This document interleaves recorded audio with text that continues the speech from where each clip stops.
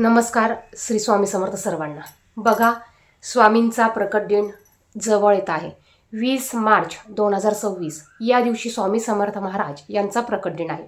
आता स्वामी समर्थ महाराज यांच्या प्रकट दिनानिमित्त आपण कोणत्या ना कोणत्या सेवा चालू केल्या असतील. आपण 21 दिवसांच्या स्वामी चरित्र सारामृत या ग्रंथाच्या पारायणाची सेवा देखील चालू केली असेल. आता बऱ्याच जणांना 21 दिवसांच्या सेवा करायला शक्य झालं नसेल किंवा काही जणांना गुरुचरित्राचं पारायण देखील करायचं असेल, तर आपण ह्या 11 दिवसात आपण 11 दिवसांची स्वामींची अशी कुठली सेवा करू शकतो, कोणत्या कोणत्या सेवा करू शकतो, याच विषयीची थोडक्यात माहिती घेणार आहोत. नियम काय असणार आहे, अटी कोणते पाळायच्या, सेवा कशी करायची, या विषयीची माहिती आपण पाहणार आहोत.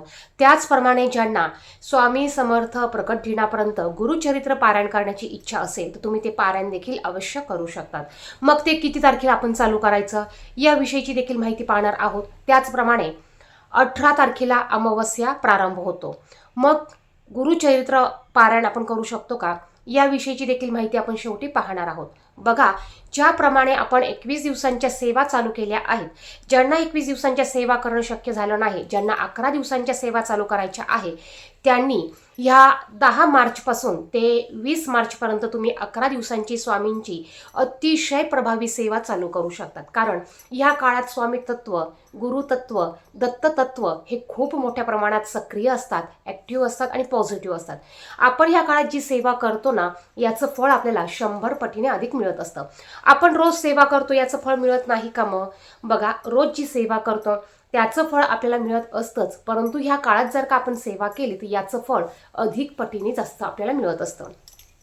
आता सेवा का करायची? आता आपल्याला काहीही गरज नसेल, अडचण कुठल्याच नसतील, तरी देखील आपण ही सेवा आपल्या स्वामी समर्थ महाराजांसाठी करू शकतो. आपल्याला त्यांना काहीतरी देणं असतं, म्हणून आपण ही सेवा करायची आहे. आता ज्यांची एखादी इच्छा असेल, तुम्ही इच्छापूर्तीसाठी सेवा करू शकतात. काही अडचणी असतील, त्या अडचणी दूर होण्यासाठी, त्यातून मार्ग मिळण्यासाठी आपण सेवा करू शकतो. आपण ह्या काळात जी पण काही सेवा करतो ना, याचं कुठे ना कुठे फळ आपल्याला हे मिळत असतं. बघा, नाही काही तर आपले जे कर्म असतात, जे भोग असतात, हे भोग भोगताना त्याचे प्रारब्ध कमी होत असतात, त्याचे चटके आपल्याला कमी बसत असतात. केलेली सेवा ही कधीही वाया जात नाही. ती कुठे ना कुठे कामात, घरात आपले भोग भोगण्यात, त्याचे प्रारब्ध भोगण्यात आपल्याला कामं येत असते. त्यामुळे सेवा ही आवर्जून करायची आहे. बघा, गरज नसली तरी सेवा करायची. आपल्याला आपल्या सेवेचा, आपल्याला आपल्या पुण्याचा बँक बॅलन्स हा वाढवायचा आहे. आता स्वामी समर्थांचा प्रकट दिन 20 मार्चला आहे. त्याच्या आदल्या दिवशी 19 तारखेला पाडवा आहे आणि 18 तारखेला अमावस्या आहे. ज्यांना 11 दिवसांची सेवा करायची आहे त्यांनी 10 मार्चपासून सेवेला सुरुवात करायची आहे. आता ज्यांना मध्ये अडचण असेल, मासिक धर्म असेल, काही कारणास्तव कुठे बाहेर जायचं असेल, मग अशांनी 10 मार्चच्या अगोदर सेवा चालू केली तरी चालेल. तुम्ही 6 तारखेला करा, 7 तारखेला करा, 8 तारखेला करा.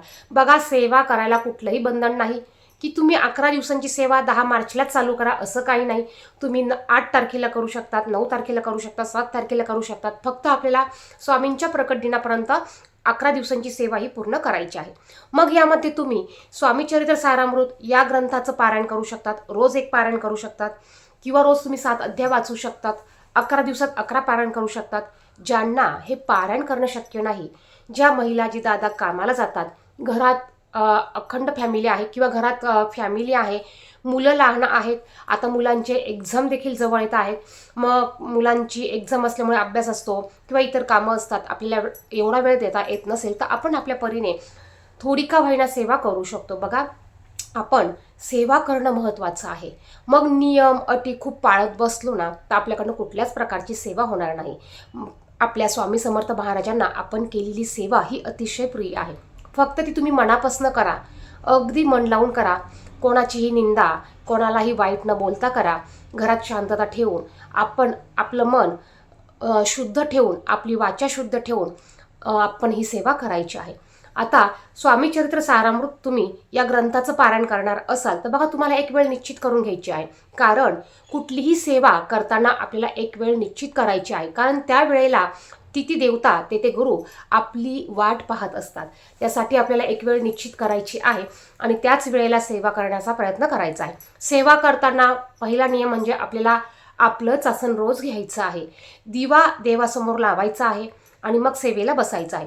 आता या सेवा करण्यासाठी मोठंच मंदिर पाहिजे का, देवघर मोठं पाहिजे का, मोठाच फोटो पाहिजे का, स्वामींची मूर्तीच पाहिजे का, असं काही नाही. देवघर छोटं असेल तरी तुम्ही पूजा करू शकतात, सेवा करू शकतात.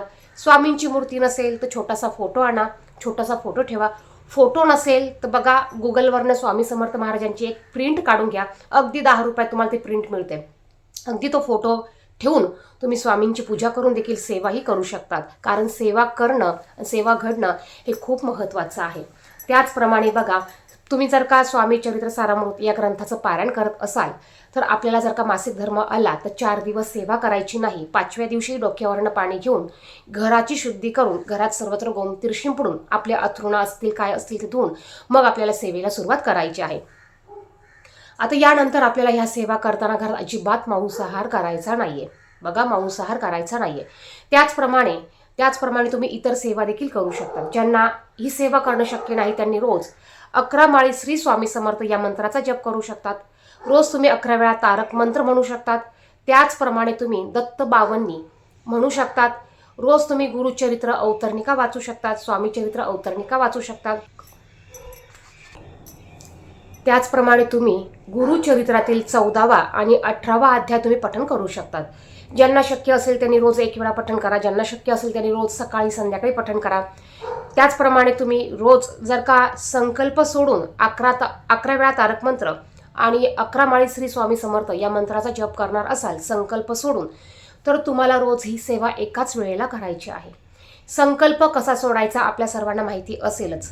इच्छापूर्तीसाठी तुम्ही पहिल्या दिवशी संकल्प सोडायचा आहे, मग तुम्ही सेवेला सुरुवात करायची. आता ही सेवा 20 तारखेपर्यंतच करायची का? काहींना जर का अडचण आली, मासिक धर्म आला, तर त्यांची सेवा पूर्ण होणार नाही. मग तुम्ही स्वामी समर्थ प्रकट दिन झाल्यानंतर देखील तुमची सेवा ही कंटिन्यू करायची आहे. जर का तुम्ही सेवा संकल्प सोडून करणार असाल तर तुम्हाला तेवढ्या दिवसांची सेवा ही कंपल्सरी कंटिन्यू करून पूर्ण करणं महत्त्वाचं आहे. यानंतर ज्यांना या सेवा बसून करणं शक्य नाही त्यांनी अखंड नाम जप करायचा आहे. बघा, अखंड नाम जप तुम्ही श्री स्वामी समर्थ, श्री स्वामी समर्थ, श्री स्वामी समर्थ कुठेही करू शकतात. कामाला जाताना, बसमध्ये असताना, घरात कामं करताना, स्वयंपाक करताना, उठताना, बसताना कुठेही तुम्ही स्वामी समर्थांचा अखंड नामजप करू शकतात. कारण अखंड नामजप किंवा नामस्मरण करण्यात खूप मोठी शक्ती आहे, खूप मोठी ताकद आहे. जर का आपल्याला आपल्या स्वामींच्या जवळ जायचं असेल ना, तर आपल्याला आपली सेवाही वाढवावी लागेल.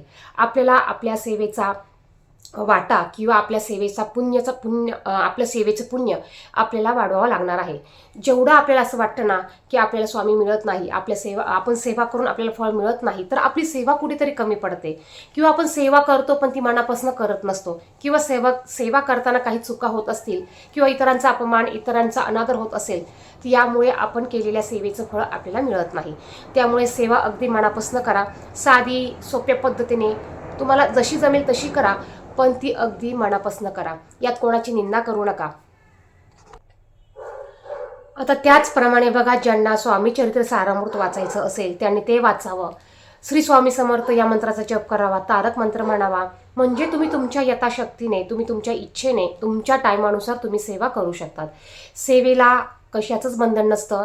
त्याचप्रमाणे तुम्हाला जर का गुरुचरित्राचं पारायण करायचं असेल तर तुम्ही ते पारायण 14 तारखेला म्हणजे 14 मार्च वार शनिवार या दिवशी सुरुवात करायची आहे. आणि तुमचं ह्या पारायणाची समाप्ती 20 मार्च स्वामी समर्थ प्रकट दिन या दिवशी होणार आहे. आता पारायण करताना अमावस्या आली तर काय करायचं? बघा, तुमचं पारायण चालू असताना जर का मध्ये कुठेही अमावस्या आली तर ती चालू शकते. फक्त आपल्याला गुरुचरित्र पारायणाची सुरुवात अमावस्येच्या दिवशी करायची नाही आणि गुरुचरित्र पारायणाची समाप्ती आपल्याला अमावस्येच्या दिवशी करायची नाही. आता 18 तारखेला अमावस्या आहे, ती मध्ये येत आहे, त्यामुळे तुम्ही पारायण हे करू शकतात. आता पारायणाचे नियम काय, पारायण कसं करायचं याविषयीची माहिती आपल्या सर्वांना असेलच. माहिती नसेल तर यूट्यूबला तुम्ही सर्च करा, गुरुचरित्राचं पारायण कसं करायचं, तुम्हाला याची माहिती मिळून जाईल. अगदी खूप कडक नियम न पाळता तुम्ही अगदी छोटे छोटे नियम पाळून गुरुचरित्राचं पारायण करू शकतात. 14 मार्च वार शनिवार या दिवशी गुरुचरित्राचं पारायण करायला तुम्ही सुरुवात करू शकतात.